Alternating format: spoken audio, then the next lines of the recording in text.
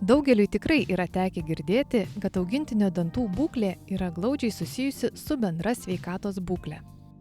Nepaisant to, veterinarai pastebi, jog keturkojų dantų priežiūra vis dar nepakankamai sureikšminama, atliekama netaisyklingai ar net ignoruojama.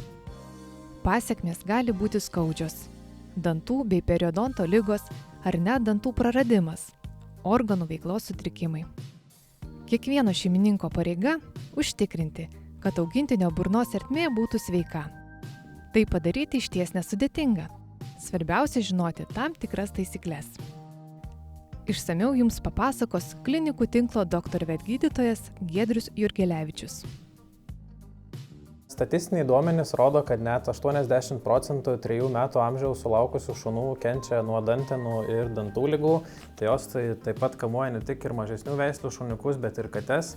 Tai reikėtų ir jų nepamiršti.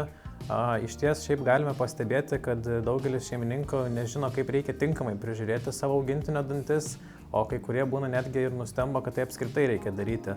Tai didesnį dėmesį, manau, kad reikėtų atkreipti į plokščiasnukių veislių šuniukus, tai sakykime mopsus, buldogus.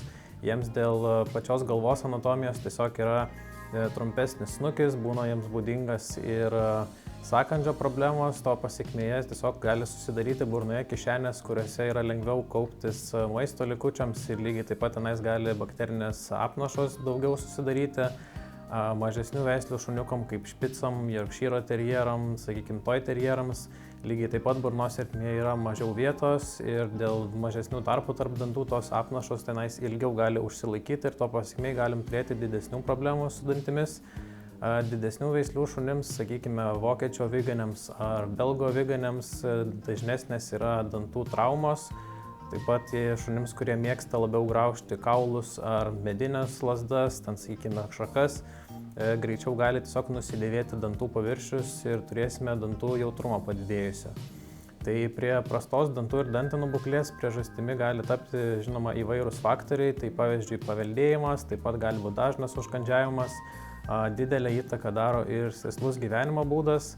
Tai tarkime, jeigu šuo daug laiko praleidžia gulėdamas ir užkandžiaudamas, o nelakstydamas ir lekuodamas lauke, gryname ore, tai neigiamai atsiliepia ir dantų būkliai. Ir žinoma, kad gera dantų būklė yra neįmanoma ir be šeimininko indėlio. Tai yra labai svarbu augintinio dantukus valyti specialiu šepetėliu ir pasta. Tai geriausiai būtų daryti kiekvieną vakarą. Jeigu galimybės nėra valyti kiekvieną vakarą, bent jau reikėtų daryti 3-4 kartus per savaitę. Tai šeimininkai dažnai naudoja įvairias prevencinės priemonės, tokias kaip kramtukus, gelius ar purškalus. Tai šios priemonės, žinoma, yra tinkamos, bet reikia nepamiršti, kad jos tikrai neatstoja tinkamo dantų valymo ir be kruopščiaus valymo gerą burnos ertmės sveikatą užtikrinti praktiškai yra neįmanoma.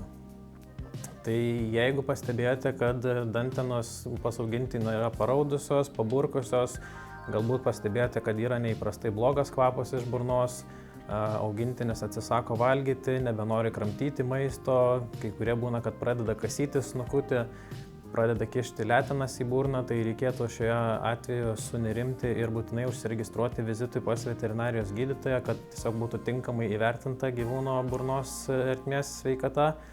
Ir labai svarbu yra paminėti, kad kai kurie gyvūnai apskritai gali neparodyti jokių skausmo ar diskomforto požymių ir tai nepastebės šeimininkai elgesio kažkokių pokyčių. Tai tiesiog yra svarbu užtikrinti visapusę augintinio priežiūrą ir reikėtų nepamiršti pasitikrinti dantų būklės ir profilaktiškai bent jau kartą per metus.